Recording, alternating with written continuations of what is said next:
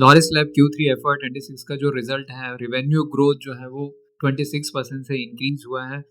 एक कंपनी जो है, जो क्वार्टर एंड क्वार्टर जो है वो ग्रोथ किए जा रही है, वो लॉरिस लैब ही है।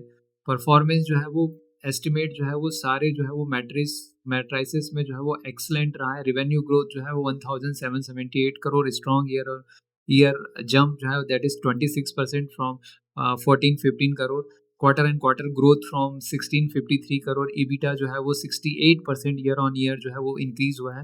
ऑपरेटिंग मार्जिन भी जो है वो एक्सपेंड हुआ है 27% वर्सेज जो है वो नॉर्मल जो एस्टिमेशन जो है वो 22% का था। PBT 327 crore, massive improvement versus 130 crore जो है ईयर ऑन ईयर जो है, and 270 crore quarter and quarter जो है। पैट जो है वो 250 crore, sharply higher versus 93 crore year on year था, और 194 करोड़ क्वार्टर एंड क्वार्टर। तो मार्जिन एक्सपेंशन जो हुआ है वो ड्रिवन बाय ऑपरेटिंग लिवरेज एक तो मिला है, एंड इम्प्रूव्ड बिजनेस मिक्स के कारण भी इसका जो परफॉर्मेंस है अच्छा रहा है। Overall an extremely strong operational financial showing और making clear turnaround and earning momentum जो है इसमें कंटिन्यूसली बना हुआ है।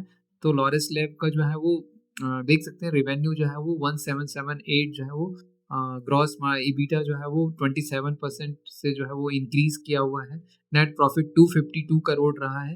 EPS जो है वो 4.7 रहा है, जो ईयर ऑन ईयर 176% के साथ इंक्रीज किया है, एंड क्वार्टर जो है वो 31% जो है वो इंक्रीज किया हुआ है। जो कंपनी ने जो कमेंट किया है कि basically driven by the robust जो जेनरिक ग्रोथ जो हुआ है, FDF जो है फॉर्मुलेशन वाला में, और API बिजनेस में जो है वो 26% का हुआ है, एंड सपोर्टेड बाय सस्टेन जो है वो CDMO जो इनका डिवीजन है उसमें जो है वो, ठीक है ना। R&D जो स्पेंड है रिपोर्टेड 69 करोड़ है, and net profit 252 crore, increase 174 जो है। CDMO बिजनेस का जो इसमें कंट्रीब्यूशन 451 करोड़ रहा है। जेनरिक्स में जो है वो 1327 रहा है, एंड टोटल जो रिवेन्यू है 1778, ये जो है उसका ब्रेकअप रहा है, ठीक है ना।